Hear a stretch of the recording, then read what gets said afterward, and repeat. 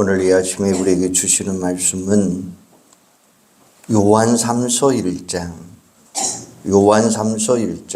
2절에서 4절 말씀입니다. 요한삼서 1장 2절에서 4절입니다. 사랑하는 자여, 내 영혼이 잘됨같이 내가 범사에 잘되고 강건하기를 내가 간구하노라. 형제들이 와서 내게 있는 진리를 증언하되 내가 진리 안에서 행한다 하니 내가 심히 기뻐하노라. 내가 내 자녀들이 진리 안에서 행한다 함을 듣는 것보다 더 기쁜 일이 없도다. 아멘. 이 시간 찬양이 있겠습니다.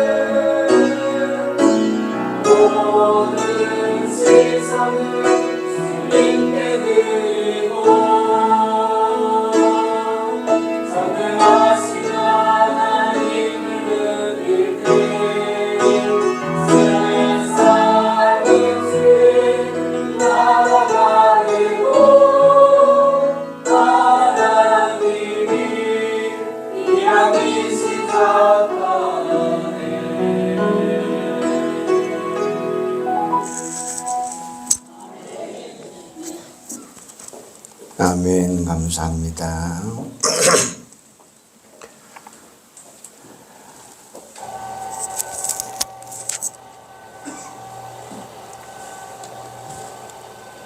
여러분, 오늘날 현대인들의 제1의 관심사가 무엇일까요? 두말할 것 없이 건강일 것입니다. 아마 건강에 무관심한 사람은 아무도 없을 거예요. 다 건강에 대해서 관심을 많이 가지고 있습니다. 하나님뿐인 자기 몸인데 얼마나 소중하겠습니까? 사실 건강의 중요성은 아무리 강조해도 지나침이 없을 것입니다. 그런데 많은 사람들이 간과하는 사실이 있는데 그것은 영혼의 중립성입니다. 인간은 육체와 영혼으로 구성되어 있습니다. 태초에 하나님이 인간을 창조하셨을 때 어떻게 하셨나요? 창세기 2장 7절에 보면 여호와 하나님이 땅에 흙으로 사람을 지으시고 생기를 그 코에 불어넣으셨으니 사람이 생령이 된지라 이렇게 말씀하고 계셔요. 여기서 흙은 고운 황토 즉 먼지를 가리킵니다. 생기는 하나님이 불어넣는 호흡을 가리킵니다. 여기서 우리는 이런 공식 하나를 발견할 수가 있습니다. 흙 플러스 생기는 육체 플러스 영혼 생령 이건 사람. 이렇게 육체와 영혼이 연합된 상태로 살다가 육체의 수명을 다하면 영혼이 떠나는 게 바로 육적 사망입니다. 전도서 12장 7절에 보면 흙은 여전히 땅으로 돌아가고 영은 그것을 주신 하나님께로 돌아가기 전을 기억하라 이런 말씀을 하고 계셔요. 육체와 영혼은 모두 중요하지만 굳이 비교해 본다면 영혼이 육체보다 더 중요한 거예요. 이런 사실을 놓치고 살다 보니까 육체의 건강의 문제에는 열의를 가지면서 영혼에 대해서는 무관심한 사람들이 많이 있어요. 이건 아주 큰 손해입니다. 아무리 육체가 건강해도 그 영혼이 건강하지 못하면 결코 복된 인생을 살아갈 수 없기 때문이죠. 그러므로 영혼에 대해 더 깊은 관심을 가질 필요가 있습니다. 인생을 살아감에 있어서 우선순위가 뭐냐? 영혼이 잘됨 같이라는 말씀이에요. 다시 표현하면 영혼의 건강이 육체의 건강보다 중요하다고 하는 사실이에요. 아무쪼록 오늘 말씀을 통해서 영혼의 건강을 챙기시고 그로 인해서 복된 인생을 살아가는 여러분들이 되시기를 주님의 이름으로 축원합니다. 먼저 영혼의 건강이 중요한 이유가 뭘까요? 그것은 형통한 삶과 육체의 건강을 해결해 주기 때문입니다. 보면 사도 요한이 노년에 사랑하는 성도 가이오에게 보낸 편지입니다. 그 당시에는 교통통신이 발달되지 않아서 인편으로 소식을 주고받는 게 전부였습니다. 아무리 사도라고 해도 여러 지역에서 동시에 사역할 수 없기 때문에 보조자를 통해서 사역자를 통해서 같이 동역을 했던 것입니다. 그 보조자를 흔히 순회 교사라 이렇게 불렀어요. 그들이 여러 지역을 왕래하면서 교회와 성도들을 보살폈습니다. 사도 요한은 아마 순회 교사를 통해서 멀리 떨어져 있는 가이오의 소식을 들은 겁니다. 들을 때마다 기쁜 소식, 좋은 소식이었습니다. 가이오가 진리 가운데 살아가고 있다는 것인데 요즘 우리말로 표현해 보면 신앙생활 잘하고 있습니다 라는 말이에요. 사도 요한이 가이오의 그 모습을 생각하면 그 영혼이 잘 뛰고 있음을 짐작하고 축복했어요. 오늘 본문 2절입니다. 사랑하는 자여 내 영혼이 잘 뛴 같이 내가 범사에 잘 뛰고 강건하기를 내가 간구하노라. 이 말씀은 축복 기도문이에요. 그런데 성경 전체에 비춰보면 원리 즉 공식입니다. 영혼이 건강하면 범사가 형통하고 육체가 건강해진다라고 하는 법칙이라고 하는 말씀이에요. 그러면 어떤 법칙이냐? 첫째는 형통한 삶이에요. 영혼이 건강하면 영적 능력으로 충만해지기 때문이에요. 구체적으로 말하면 기쁨이 있습니다. 희망이 있습니다. 지혜가 있습니다. 용기가 있습니다. 이와 같은 영적 능력을 갖추게 되면 어떤 고난이 닥쳐온다 할지라도 형통한 삶을 살아갈 수 있다고 하는 거죠. 영혼이 건강하면 예수님이 주시는 기쁨으로 충만하게 살아갈 수 있습니다. 그러면 설사 고난을 당한다 할지라도 그 고난 가운데 자족하며 승리할 수 있다고 하는 말씀입니다. 사도 바울 보세요. 감옥에 갇혀 있을 때에 그는 빌립보를 쓰게 됐는데 슬픔이라고 하는 슬픔이나 근심이라고 하는 흔적은 전혀 찾아볼 수 없고 뭐만 있습니까? 기쁨이 있다고 하는 사실이에요. 상황이 어떤 상황입니까? 감옥 아닙니다. 그런데 빌립보서를 전체를 놓고 따져보면 슬픔, 근심, 걱정, 염려라고 하는 것은 찾아볼 수 없고 오직 기쁨만 있습니다. 빌립보 4장 4절에 보면 주 안에서 항상 기뻐하라. 내가 다시 말하오니 기뻐하라. 그 기쁨은 주님이 주시는 신령한 기쁨이에요. 이런 기쁨으로 충만하니까 고난을 이기고 승리할 수 있었던 것입니다. 바울은 심지어 이렇게 고백합니다. 빌립보서 4장 11절 이하의 말씀을 보면 내가 궁핍하노라 말하는 것이 아니라 어떠한 형편에든지 내가 자족하기를 배웠으니 내가 비천에 처할 줄도 알고 풍부에 처할 줄도 알아. 모든 일에 배부르며 배고픔과 풍부와 궁핍에도 일체의 비결을 배웠노라. 내게 능력 주시는 자 안에서 내가 모든 것을 할 수 있느니라. 할렐루야. 자족의 비결을 배웠다고 하는 이야기는 신령한 기쁨을 고난을 통해서 행복을 되찾았다고 하는 말씀이에요. 영혼이 건강하면 지혜로 충만할 수 있습니다. 자족의 비결을 배웠다고 하는 이야기는 곧 신령한 기쁨이 있어서 어떤 일을 통해서든지 어떤 어려움이 있다 할지라도 그것을 기쁨으로 건강하고 영혼의 건강으로 바꿔놓았다고 하는 말씀이에요.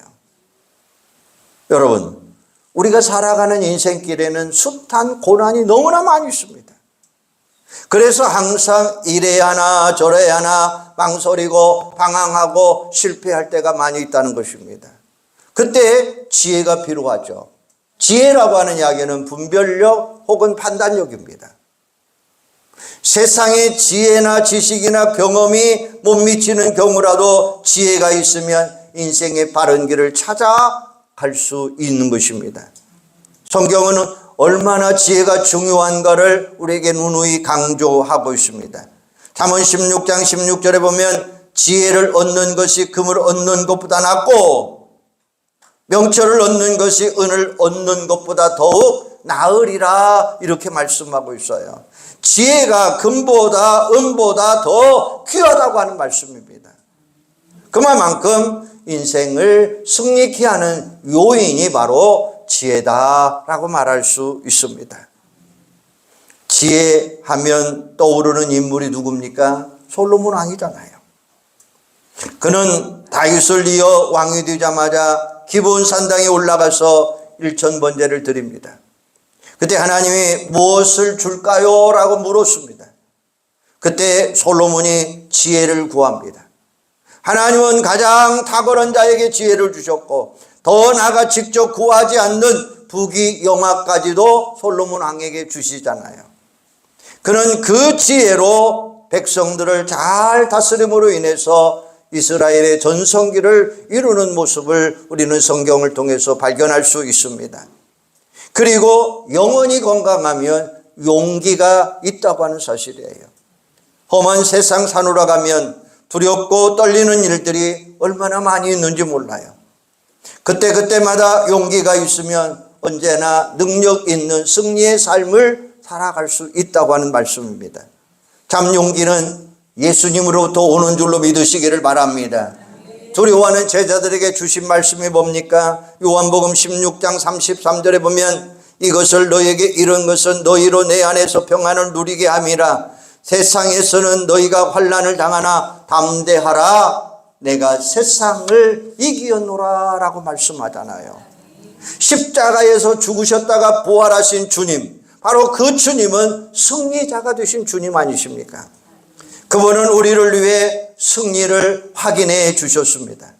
그러므로 우리가 예수를 의지하면 다 이겨놓은 싸움이라고 말할 수 있습니다.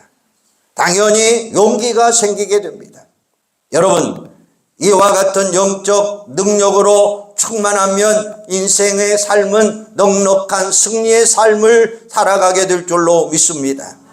반면에 아무리 육체가 건강해도 이런 영적인 능력이 결핍되면 실패하는 삶을 살아갈 수밖에 없어요. 조금 어려운 상황이 되어도 쉽게 낙심합니다. 그래서 영적 능력을 풍성하게 받으시고 범사에 형통케 하는 삶을 살아가는 여러분들이 되기를 주님의 이름으로 축원합니다. 우리가 흔히 세상 만사 형통이라고 하는 말을 쓰는데 무조건 잘 되는 것이다 라고 오해하고 있습니다. 하지만 성경을 보면 뭐라고 이야기하고 있느냐? 만사 형통이 아니라 하나님의 뜻대로 하면 형통하리라. 할렐루야. 하나님의 뜻대로 하는 말씀이에요. 만사 형통이 아니라 하나님의 뜻대로 행하면 하나님은 우리를 승리케 하신다라고 말씀해 주고 있다고 하는 사실이에요. 바벨탑 사건 한번 보시기를 바랍니다. 바벨탑 사건을 우리가 생각해 보면 형통했습니까? 쌓기는 쌓았어요. 그러나 형통하지 못했다고 하는 사실이에요. 요셉처럼 고난의 때에도 하나님의 뜻대로 살아가니까 하나님은 그를 형통한 삶으로 이끌어 주셨습니다. 요셉이 비록 고난을 많이 당했지만, 노예 삶을 살았지만, 고생을 많이 했지만 하나님은 그를 형통케 하는 축복으로 채워주셨다고 하는 사실이에요. 창세기 39장 2절에 보면 여호와께서 요셉과 함께 하심으로 그가 형통한 자가 되어 그의 주인 애굽의 사람의 집에 있으니 그의 주인이 여호와께서 그와 함께 하심을 보며 또 여호와께서 그의 범사에 형통하심을 보았더라 라고 말씀하고 있어요. 심지어 감옥에 들어가서도 형통했습니다. 이유가 뭡니까? 하나님의 뜻대로 행하니까. 바로 창세기 39장 23절에 보면 간수장은 그의 손에 맡긴 것을 무엇이든지 살펴보지 아니하였으니 이는 여호와께서 요셉과 함께 하심이라. 여호와께서 그를 범사에 형통케 하셨더라. 할렐루야. 감옥살이 하는데 어떻게 형통할 이유가 있습니까? 없어요. 이게 인간의 모습입니다. 그러나 하나님의 뜻대로 하니까 하나님이 형통케 하셨더라 라고 말씀해 주고 있는 거예요. 감옥에서 만난 술 맡은 관원장이 추록한 후에 복직이 되었는데 2년 후에 왕이 꿈을 꾸죠. 그때 요셉을 기억하고 요셉을 데려옵니다. 요셉은 바로의 왕의 꿈을 해몽해 주었고 그 지혜를 인정받아 애굽의 총리가 됩니다. 그 6년 후로부터 애굽 백성은 물론이지만 만민을 구원하는 역사가 일어나게 되죠. 이스라엘 족속도 6년을 통해 양식을 사러 애굽에 갔다가 요셉을 만남으로 인해서 애굽으로 이민을 가게 됩니다.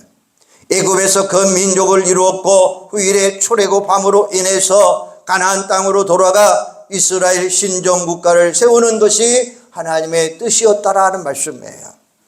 그 뜻이 이루어지는 가운데 요셉은 사람들로부터 승리하게 되었고 물질 관계로부터 승리하게 된 것입니다. 여기에서 세 가지 면에서 형통한 삶을 살 수 있었어요. 하나님과의 관계에서 형통했습니다. 인간 관계에서 형통했습니다. 물질 관계에서 형통했더라라는 말씀이에요. 다시 말하면 신통, 인통, 물통이 요셉을 통해서 이루어지고 있었다고 하는 사실입니다. 한번 따라서 해주시기 바랍니다. 신통하면 인통하고, 인통하면 물통한다. 무슨 말입니까? 영혼이 잘 되면, 즉 영혼이 건강하면 형통이 시작되어서 만사 형통, 만사 물통 모든 것이 다 해결되는 역사가 일어나게 될 줄로 믿습니다. 오스트리아 작곡가 하이든의 이야기입니다. 그는 교향곡의 아버지입니다. 현악 사중주의 아버지입니다. 아주 훌륭한 음악가예요. 하지만 그는 가난한 가운데서 태어났습니다. 음악을 천재적으로 공부할 기회를 얻지 못했고 이곳저곳 다니면서 어려운 가운데에 공부를 했습니다. 다행히 성가대에 들어갔고 독학 혹은 은인들의 도움을 받아서 음악을 공부합니다. 그러다가 본격적으로 작곡을 하게 되었는데 무려 106곡 교향곡과 66곡의 현악 사중고곡을 작곡을 합니다. 그는 숱한 고난 가운데 살았지만 그 음악에 대한 어두움, 슬픔 대신에 밝음과 기쁨으로 가득 채워나갔어요. 한 번은 제자 중 한 사람이 그에게 이런 질문을 던집니다. 선생님, 선생님의 삶에는 고난이 많은데 왜 음악은 기쁨으로 가득 차 있습니다. 그 비결이 뭡니까? 라고 물었어요. 그때 그가 이렇게 대답합니다. 하나님은 나와 늘 함께 하시는데 어찌 슬픈 음악이 나오겠느냐. 하나님이 내 펜대를 붙잡고 움직이시는데 내 펜대가 어찌 기쁨으로 달려가지 않겠느냐라는 이야기였어요. 하이든이 고난 중에도 음악인으로 승리할 수 있었던 비결이 뭐냐? 그의 영혼이 잘됨같이 이루어진 줄로 믿습니다. 두 번째는 육체의 건강이에요. 영혼이 건강하면 형통한 삶이 이루어질 뿐만 아니라 육체의 건강이 이루어진다고 하는 사실이에요. 우리가 살아있는 동안 영혼과 육체는 따로따로가 아니라고 여러분 생각하시기를 바랍니다. 영혼과 육체가 연합함으로 인해서 그 둘 사이가 상관관계가 있다고 하는 사실이에요. 잠언 17장 22절에 보면 마음의 즐거움은 양약이라도 심령의 근심은 뼈를 마르게 하느니라 라고 말씀했어요. 양약은 좋은 보약을 가리킵니다. 마음에 근심이 있으면 보약을 먹어도 효과가 없습니다. 오히려 독약이 될 수 있죠. 반대로 영혼이 건강하면 보약을 먹으면 좋지겠지만 안 먹는다 해도 얼마든지 육체적인 건강을 누리며 살아갈 수 있다고 하는 말씀이에요. 미국의 제39대 대통령 지미 카터가 향년 100세로 2024년 12월 29일에 소천하신 분이십니다. 그는 가장 훌륭한 성공적인 전직 대통령이었다는 닉네임을 가지고 있습니다. 퇴임 후에 세계의 분쟁 지역을 다니면서 평화의 중재자로 살아감으로 인해서 공로 노벨상을 받았습니다. 그는 세상의 성공보다 신앙의 우선순위로 살아갔습니다. 이를 단적으로 보여주는 유명한 일화가 있죠. 대통령 선거 유세 시에는 주의를 꼬박꼬박 지켰습니다. 본인의 주일 예배를 드리고 주일학교 교사 봉사를 빠짐없이 했습니다. 그 모습을 보고 기자들이 바쁜 유세 기간에도 어떻게 그럴 수 있느냐고 물었습니다. 그때 그가 대답하기를 대통령직은 임시직입니다. 그러나 주일학교 교사직은 평생직입니다. 당연한 것이 이럴 수밖에 없잖아요 라고 말했다는 거예요. 이처럼 그는 영혼이 잘된 것을 말하는 것을 우선순위로 삶을 살았습니다. 그렇게 함으로써 언제나 그는 형통한 삶을 살아갈 수 있었다는 것입니다. 그리고 언제나 웃는 얼굴을 가지고 건강한 삶을 살았다는 거예요. 말년에는 그 역시 육체를 가지고 있기 때문에 암으로 투병했지만 말씀과 기도로 모든 일을 잘 극복하시다가 100세에 소천하셨습니다. 전 미국인의 주목 가운데 국장으로 거행되었고 전 세계인이 보는 가운데 마지막 존경을 받으신 분이십니다. 영혼이 건강하면 일반적으로 육체도 건강하게 맞는 말이지만 육체의 건강의 문제에는 유전, 감염, 사고 등의 변수가 있습니다. 그래서 때로는 신앙이 좋아도 육체에 병이 드는 경우도 있죠. 그런 경우에는 투병 과정에서 능히 승리할 수가 있고 신유를 경험할 수 있게 되고 치유되는 하나님의 은혜를 체험하는 일들도 일어나게 될 줄로 믿습니다.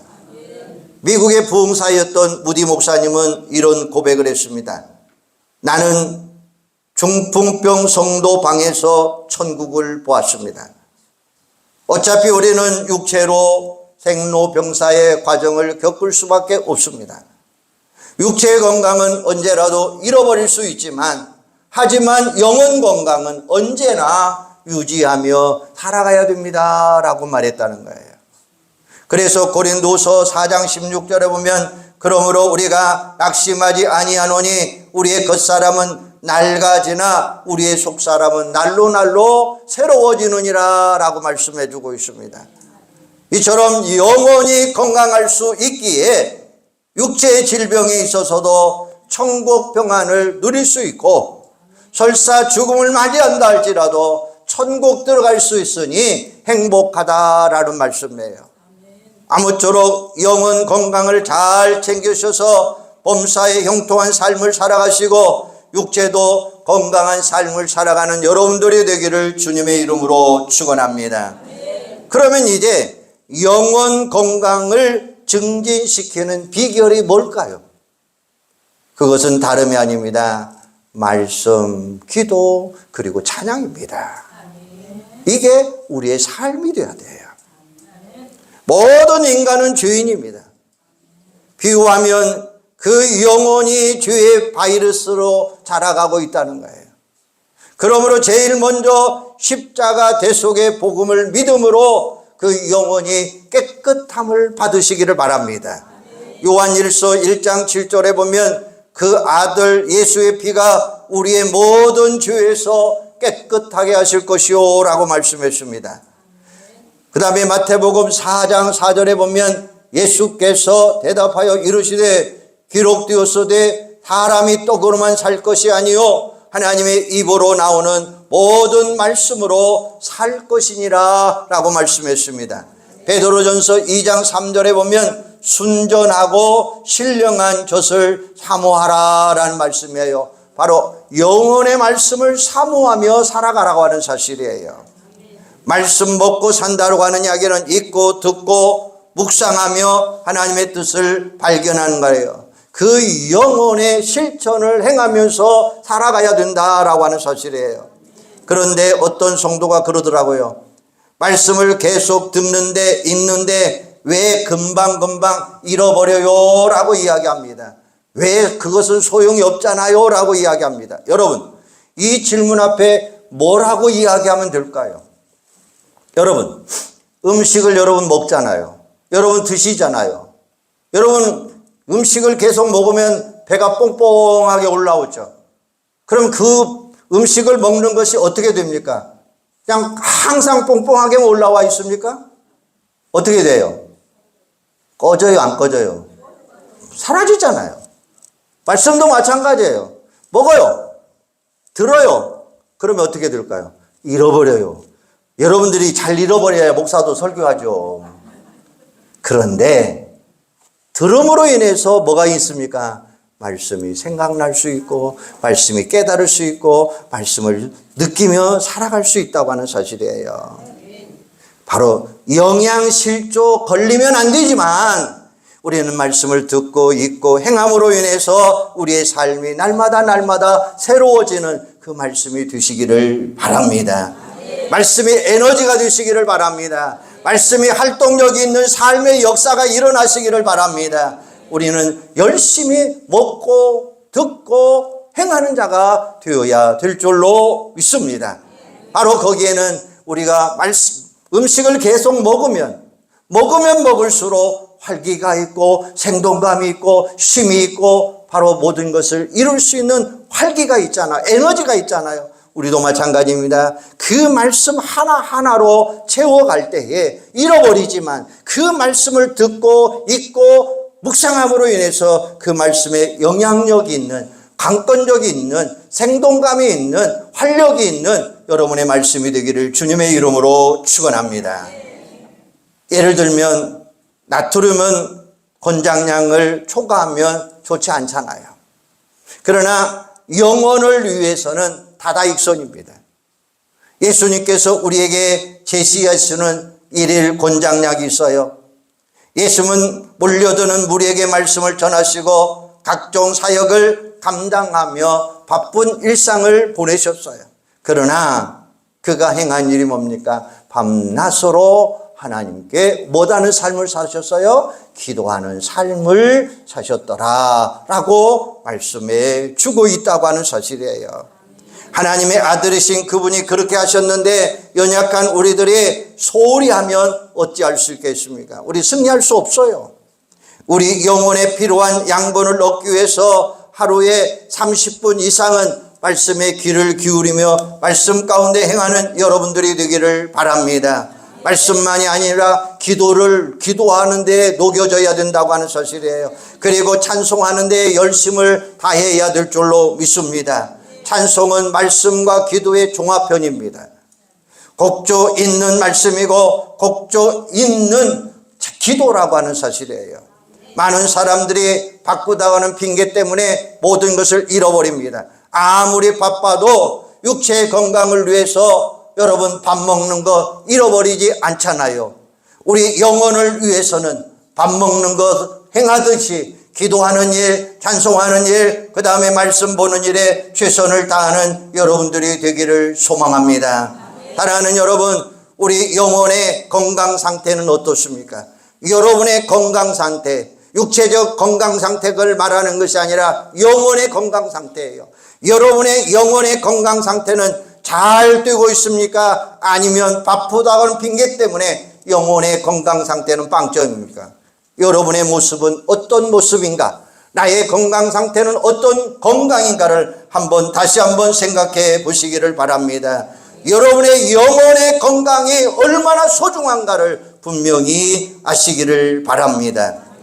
여러분에게 이렇게 제안해 봅니다.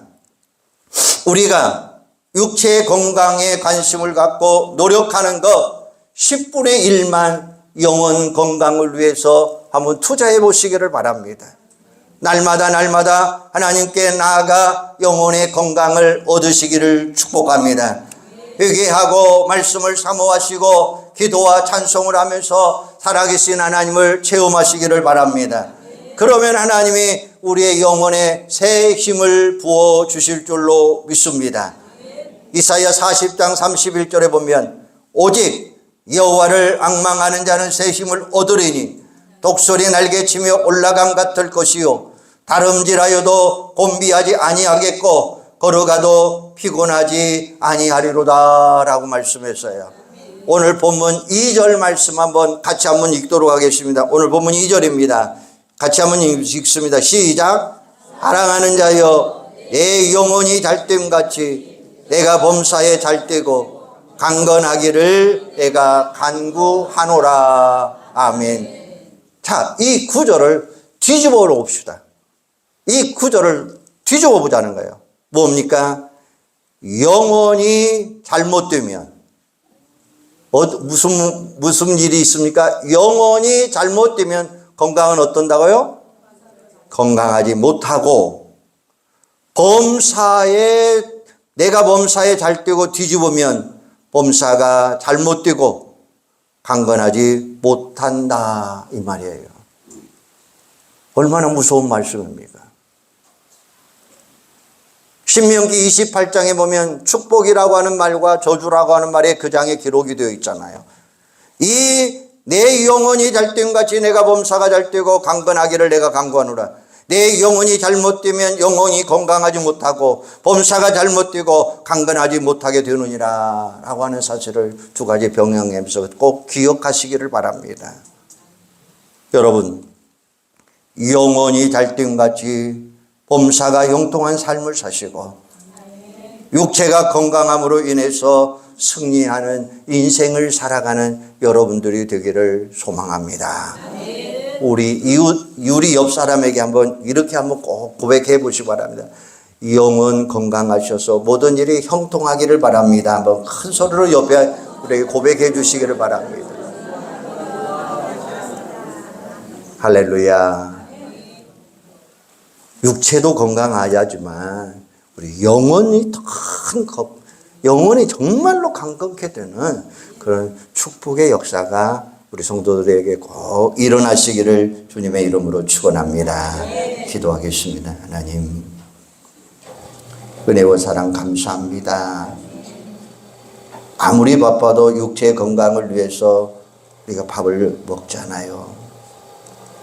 아무리 바빠도 우리 영혼 건강을 위해서 기도와 말씀과 찬양을 놓치지 않게 하여 주시옵소서. 건강을 잃어버리고 출세하면 뭐합니까? 돈을 벌면 뭐합니까? 육체의 건강 중요합니다. 그런데 더 소중한 것은 영혼의 건강이 얼마나 소중한가를 이 시간 다시 한번 깨닫게 하여 주시옵소서. 육체의 건강에 관심을 가지고 노력하는 것처럼 우리 영혼 건강을 위하여 많은 것으로 투자할 수 있는 저희들이 되게 하여 주시옵소서. 그래서 하나님께 나아가 영혼 건강을 얻는 놀라운 은혜를 경험하게 하여 주시고, 말씀을 사모하고 기도와 찬송을 하면서 살아계신 하나님을 체험하며 영혼 건강에 새 힘을 얻는 귀하고 복된 우리 온 성도들이 되도록 축복하여 주시옵소서. 예수님의 이름으로 기도하옵나이다. 아멘.